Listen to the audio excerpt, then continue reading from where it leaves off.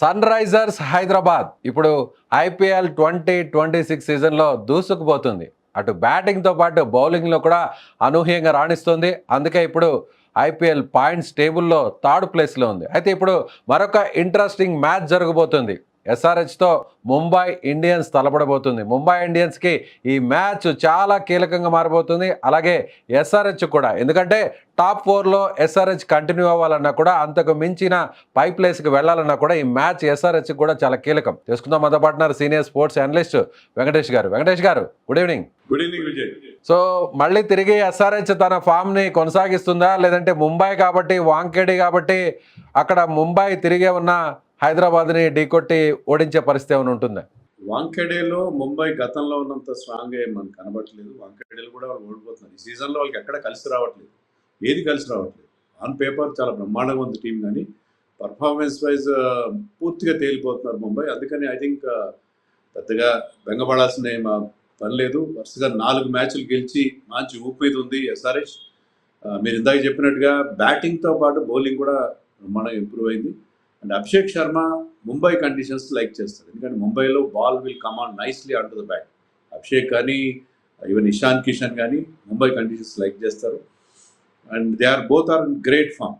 ఇషాన్ కిషన్ గతంలో ముంబై ఇండియన్స్కి ఆడాడు కాబట్టి ఆ గ్రౌండ్ కండిషన్స్ కూడా అతను బాగా కొట్టిన పిండి. సో ఓవరాల్గా క్లాసన్, నితీష్ రెడ్డి అందరు మంచి ఫామ్లో ఉన్నారు. సో ఒక ట్రావిస్ హెడ్ విషయంలోనే వాళ్ళకి కొంచెం వర్రీ ఉంది. ఐ థింక్ ప్యాట్ కమిన్స్ ఎప్పుడైతే వచ్చి రావడంతో వాళ్ళు విజయం అందించాడు క్యాప్టెన్గా, బౌలర్గా కూడా is doing extremely well. So ఖచ్చితంగా ఈ మ్యాచ్లో ఎస్ఆర్హెచ్ మ్యాచ్ ముంబైలో జరిగితే ఎప్పుడు ముంబై ఫేవరెట్గా మనం భావిస్తాం, కానీ ఈ మ్యాచ్లో ఎస్ఆర్హెచ్ ఫేవరెట్గా బరిలో దిగుతుందని మనం గట్టిగా చెప్పచ్చు. సో ఎస్ఆర్హెచ్ ఫస్ట్ బ్యాటింగ్ వస్తే ఎక్కువ స్కోర్ చేస్తుంది. సో బౌలింగ్ వీక్గా ఉంది కాబట్టి దాన్ని డిఫెండ్ చేసుకునే అవకాశం ఉంటుందని ఇప్పటివరకు చూసాం. కానీ ఇప్పుడు ఎస్ఆర్హెచ్ చేసింగ్లో కూడా బౌలింగ్ స్ట్రాంగ్ ఉంది కాబట్టి ఎలా అయినా సరే 200+ కానీ లేదా 200 కంటే తక్కువ కొట్టినా కూడా గెలుస్తుంది అనేటువంటి ఒక ధీమా వచ్చింది అనుకోవచ్చా ఎస్ఆర్హెచ్ టీం మేనేజ్మెంట్కి? డెఫినెట్గా, ఎందుకంటే లాస్ట్ మ్యాచ్లో ఎప్పుడైతే 228 వాళ్ళు చేజ్ చేయగలిగారో against strong bowling line.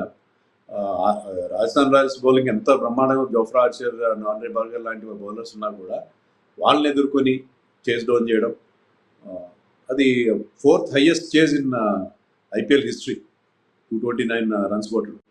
So అలాంటి మీరు అన్నట్టుగా ఒకప్పుడు అదే ఫీలింగ్ ఉండేది. టాస్క్ కంటిన్యూస్గా ఓడిపోతూ ప్రతి మ్యాచ్లో ఫస్ట్ బ్యాటింగ్లో పెద్ద స్కోర్ చేస్తే గెలవడం, లేకపోతే ఓడిపోవడం, ఇది that use to be a trend. కానీ ఇప్పుడు ఏంటంటే మేము చేజ్ చేసినా గెలుస్తాం, ఎంత పెద్ద టార్గెట్ మా ముందు ఉంచినా సరే దాన్ని కూడా మేము చేజ్ డౌన్ చేయగలము అని ఒక మెసేజ్ మిగతా టీమ్స్కి అందించారు. సో ఫస్ట్ బ్యాటింగ్ చేస్తారు కాదు, సెకండ్ బ్యాటింగ్ చేసినప్పుడు కూడా మేము రాణించగలము, ఆ ప్రెషర్ని తట్టుకొని పెద్ద స్కోర్ని కూడా మేము చేజ్ చేయగలం, ఆ రిసోర్సెస్ దానికి తగిన అమ్యునేషన్ మా దగ్గర ఉందని చెప్పి ఎస్ఆర్హెచ్ ప్రూవ్ చేస్తుంది. టాప్ 5 బ్యాట్స్మెన్స్లో అభిషేక్ శర్మ, క్లాసిన్ ఇద్దరు కూడా ఉన్నారు. సో ఒక రకంగా చూస్తే మొత్తం ఐపీఎల్ సీజన్లోనే ఇద్దరు కూడా ఒక స్టార్ బ్యాట్స్మెన్స్గా మారిపోయారు అనుకోవచ్చా? ఈసారి ఆరెంజ్ క్యాప్ రేస్ ఏంటంటే చేతులు మారుతూ ఉంది, ప్రతి మ్యాచ్కి ఆరెంజ్ క్యాప్ మారుతూ ఉంది. అందరూ క్లోజ్గా ఉన్నారు, విరాట్ కోహ్లీ లాంటి వాళ్ళు, వైభవ్ సూర్యవంశీ, వీళ్ళందరికీ అది చేతులు మారుతూ ఉంది. But I think Abhishek Sharma form మాత్రం వండర్ఫుల్ ఈ సీజన్. అతను వరల్డ్ కప్లో పెద్దగా రాణించకుండా ఫైనల్లో బాగా ఆడాడు. ఐపీఎల్లో కూడా స్టార్టింగ్ కొద్దిగా షేకీగా స్టార్ట్ చేశాడు, కానీ ఒక్కసారి అతను ఫామ్ అందుకున్న తర్వాత అతనికి ఎదురు లేకుండా ఉంది. పర్టికులర్లీ ఏంటంటే ఇప్పుడు అతను చాలా మెచ్యూర్డ్గా ఆడుతున్నాడు. గతంలో ఏంటంటే ప్రతి బాల్ గాల్లో కొట్టాలి, ప్రతి బాల్ సిక్సర్ కొట్టాలని ఒక అటెంప్ట్ చేసేవాడు అతను. కానీ ఇప్పుడు ఏంటంటే అతను ఎక్కువగా బౌండరీలు కొడుతున్నాడు, 4లు కొడుతున్నాడు. చాలా వరకు రిస్క్ ఎలిమెంట్ అతని బ్యాటింగ్లో తగ్గింది. దానివల్ల is getting more consistency and is getting more runs. Now is more dangerous batsmen than before అని అనిపిస్తుంది. సో ఇక బౌలింగ్ టీం కూడా చాలా స్ట్రాంగ్ అయింది, హుసేన్ లాంటి యువ బౌలర్స్ రావడం. సో అదేవిధంగా ఇప్పుడు ప్యాట్ కమిన్స్ కూడా కెప్టెన్ తిరిగి మళ్ళీ వచ్చేసాడు, చాలా స్ట్రాంగ్గా కనిపిస్తుంది బౌలింగ్ యూనిట్, ముఖ్యంగా పేస్ యూనిట్ చాలా స్ట్రాంగ్గా కనిపిస్తుంది. ఏమంటారు? ఖచ్చితంగా ఇప్పుడు ప్యాట్ కమిన్స్ వచ్చే ముందే బౌలర్స్ లైక్ మీరు చెప్పిన Shakib Hussain is find of the season. Not only ఎస్ఆర్హెచ్కే కాదు, మొత్తం ఈ ఐపీఎల్లోనే బాగా గుర్తుండిపోయే బౌలర్ అతను. ఎందుకంటే అతనుకున్న ఎబిలిటీ, అతనుకున్న slower ones variety, picking up కీలకమైన వికెట్స్ తీయడం, ఇవన్నీ కూడా అతను స్ట్రెంత్గా చెప్పారు. అతను ప్లస్ ఇషాన్ మలిక్గా లాస్ట్ ఇయర్ బాగా బౌలింగ్ చేశాడు, ఇది మరింత బెటర్గా బౌలింగ్ చేస్తున్నాడు. అతను ఆల్ ఫేజ్ బౌలర్, అతను న్యూ బాల్ ఇచ్చినా, మిడిల్ ఓవర్స్ అయినా, డెత్లోనే ఎక్కడైనా మంచి బౌలింగ్ వేస్తున్నాడు. ఎస్ఆర్హెచ్కి మెయిన్ బౌలర్ అయిపోయాడు అతను has almost become the spear head of SRH. వీళ్ళకి ఇప్పుడు ప్యాట్ కమిన్స్ కూడా చేరడంతో ఏంటంటే బౌలింగ్లో మనం స్టార్టింగ్లో అసలు ఈ సీజన్ మొదలైనప్పుడు బ్యాటింగ్ విషయంలో ఎస్ఆర్హెచ్కి ఎప్పుడు బెంగలేదు, కానీ బౌలింగ్ చాలా దారుణంగా ఉంది. ఈ బౌలింగ్తో మీరు 250 చేసినా 350 300 చేసినా గెలవరని చెప్పి మీమ్స్ రావడం ఇవన్నీ కూడా చూసాం. ఎస్ఆర్హెచ్ ఫ్యాన్స్ చాలా చాలా నిరాశకు లోనయ్యారు. కానీ ఇప్పుడు ఏంటంటే బౌలింగ్లో బాగా కోలుకున్నారు, యంగ్స్టర్స్ అంది రావడం. ఈవెన్ స్పిన్లో కూడా, స్పిన్ విభాగంలో కూడా Harsh Dubey and Shivam Kumar are doing well. So దాంతో ఏంటంటే ఓవరాల్గా బౌలింగ్ ఒక మంచి యూనిట్గా తయారైంది. సో నౌ ఎస్ఆర్హెచ్ ఇప్పుడు టాప్ 4లో ఉంది. ఆ టాప్ 4లో కంటిన్యూ అయ్యే అవకాశం కూడా ఉంది. ఈసారి 4-5 టీమ్స్ బాగా ఆడుతున్నాయి. మిగతా 5 టీమ్స్ చాలా దారుణమైన పర్ఫార్మెన్స్ ఉంది, ఇంక్లూడింగ్ ముంబై, ఎల్ఎస్జి, కేకేఆర్ లాంటి టీమ్స్ అయితే మరీ దారుణంగా ఉన్నాయి. అండ్ ఢిల్లీ లాంటి టీమ్స్ కూడా అంతంత మాత్రంగా పర్ఫామ్ చేస్తుంది. ఈ స్టేజ్లో ఎస్ఆర్హెచ్ కనుక ఇక్కడ ముంబైలో కూడా గెలిస్తే వాళ్ళ ప్లే ఆఫ్స్ బెర్త్ ఆల్మోస్ట్ ఖాయమయ్యే పరిస్థితి మనకు కనిపిస్తుంది. సో ముంబై ఇండియన్స్ చూస్తే ఇప్పటివరకు 5 సార్లు వరకు ట్రోఫీ గెలిచింది. అలాంటి ముంబై ఇండియన్సేనా ఇండియా టీంలో T20 వరల్డ్ కప్లో వన్డేలో అద్భుతంగా రాణించినటువంటి వన్డే మ్యాచ్లో కూడా హీరోలుగా ఉన్నటువంటి వాళ్ళందరూ కూడా ఈ టీంలో ఉన్నారు. అలాంటి వ్యక్తులు ఎవరు కూడా కనీసం నామమాత్రపు పర్ఫార్మెన్స్ కూడా ఇవ్వలేని పరిస్థితుల వల్లే ముంబై ఈరోజు ఆ స్థాయిలో టేబుల్లో అట్టడుగున, అంటే లాస్ట్ నుంచి సెకండ్ ప్లేస్లో ఉంది అంటే కారణం అదే అనుకోవచ్చా? ఒకటి విజయ్, ఇప్పుడు ఐపీఎల్లో ట్రెండ్ మారిపోయింది. నేను కేవలం ఆ బిగ్ నేమ్స్ మీద డిపెండ్ అవుతాను, వాళ్ళే నాకు విజయాలు అందిస్తారనే పరిస్థితి పోయింది. అన్క్యాప్ ప్లేయర్స్, కొత్త కుర్రాళ్ళు, వాళ్ళు డిఫరెంట్గా ఆడుతున్నారు, చాలా ఫియర్లెస్గా ఆడుతున్నారు. బ్యాటింగ్లో కానీ బౌలింగ్లో కానీ వాళ్ళు ఒక నెక్స్ట్ లెవెల్ పర్ఫార్మెన్సెస్ ఇస్తున్నారు. కానీ ముంబై ఏంటంటే ట్రైడ్ అండ్ టెస్టెడ్ ప్లేయర్స్, బాగా ఇంటర్నేషనల్ స్టార్స్ని బాగా నమ్ముకున్నారు. లోకల్ కావచ్చు, ఇండియన్ ప్లేయర్స్ కావచ్చు, ఫారిన్ ప్లేయర్స్ కావచ్చు, వాళ్ళని నమ్ముకుని వాళ్ళు మీరు ఆ పేర్లు చూస్తే అందరూ కూడా బిగ్ ఇంటర్నేషనల్ స్టార్స్. మన ఇండియన్ ప్లేయర్స్ రోహిత్ శర్మ, సూర్యకుమార్ యాదవ్, హార్దిక్ పాండ్యా వీళ్ళతో పాటు, బుమ్రా వీళ్ళతో పాటు మీకు శాంట్నర్ కానీ, ట్రెంట్ బోల్ట్ ఇలాంటి బిగ్ నేమ్స్ కోసం వెళ్ళేవాళ్ళు.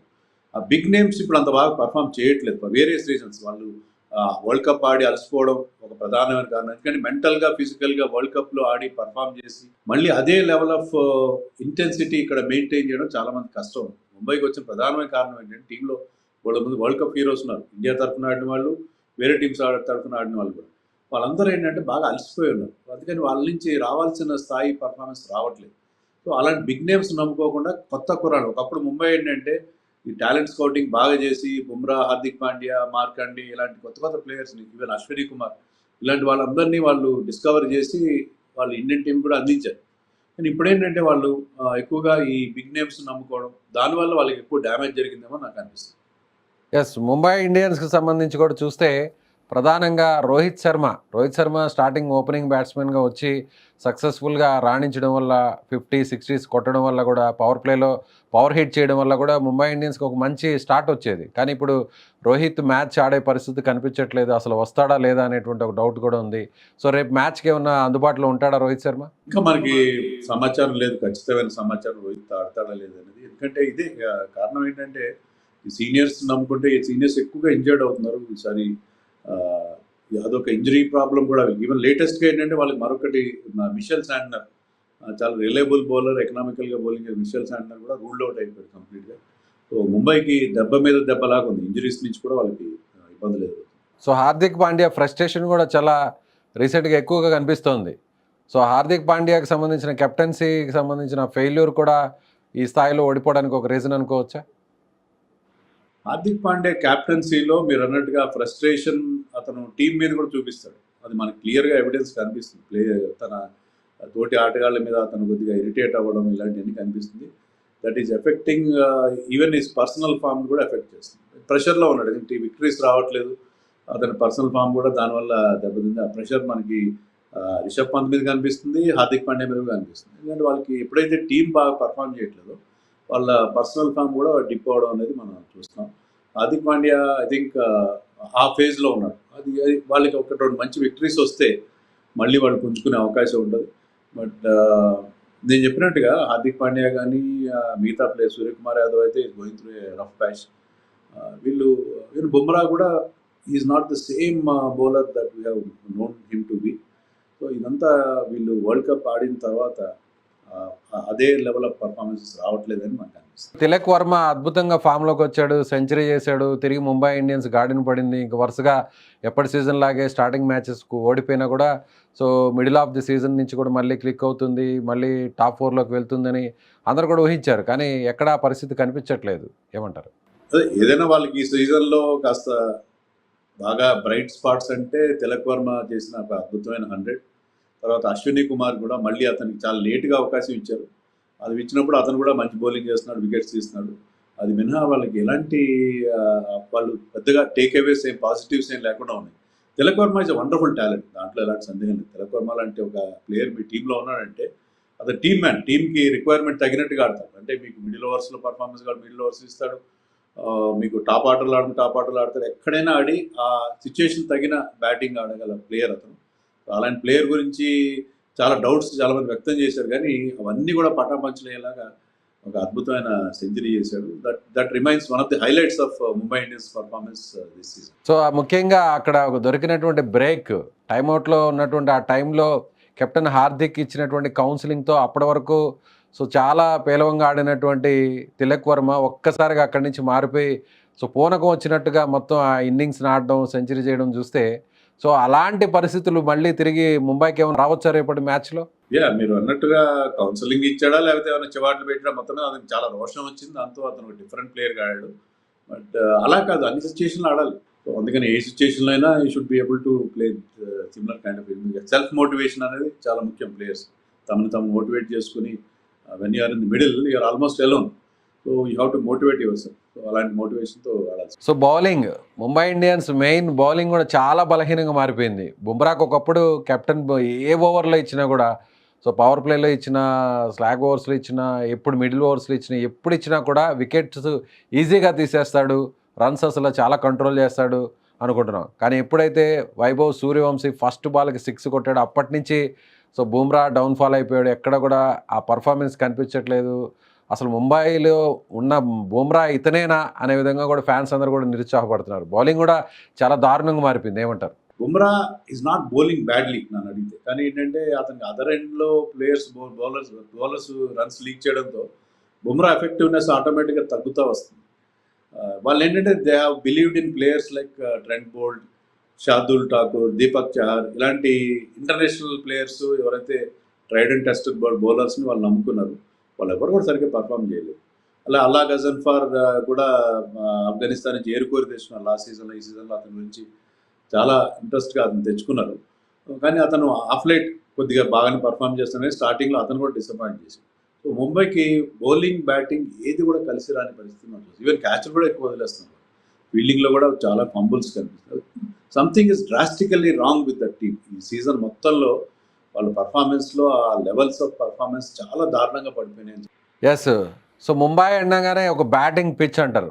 సో అక్కడ కనీసం 200+ ఖచ్చితంగా ఏ టీం బ్యాటింగ్ చేసినా కూడా వస్తాయంటారు.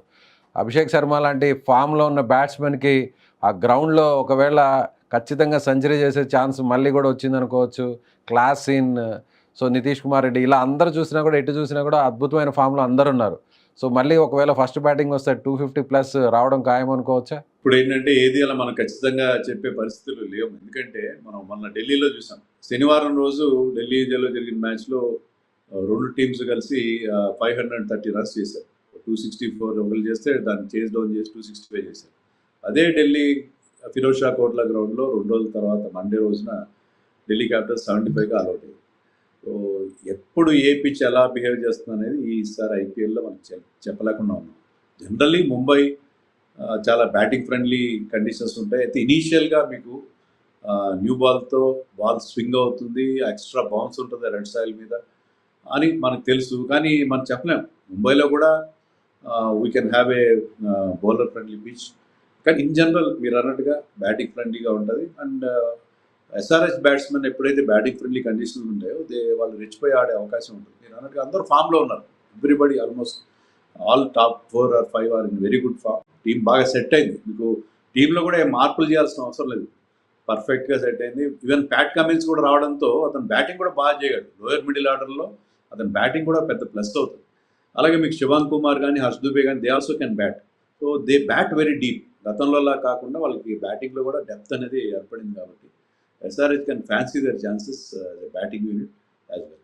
ఇన్ ప్రిడిక్షన్ ఎంతవరకు ఉండే అవకాశం ఉంది సార్? ఇప్పుడున్న ఫామ్లో మనం ఎస్ఆర్హెచ్నే ఫేవరెట్గా మాట్లాడాలి, కానీ ముంబైకి అక్కడ లోకల్ క్రౌడ్ సపోర్ట్ అన్నీ ఉంటాయి.